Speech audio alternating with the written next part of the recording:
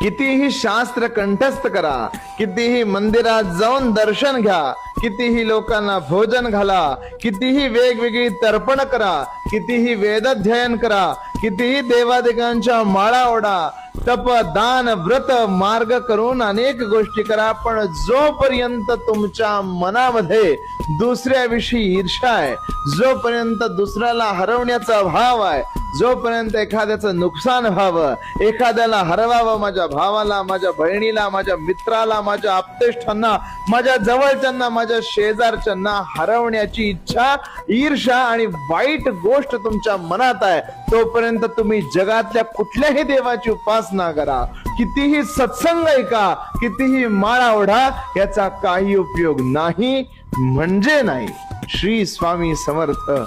जय जय स्वामी.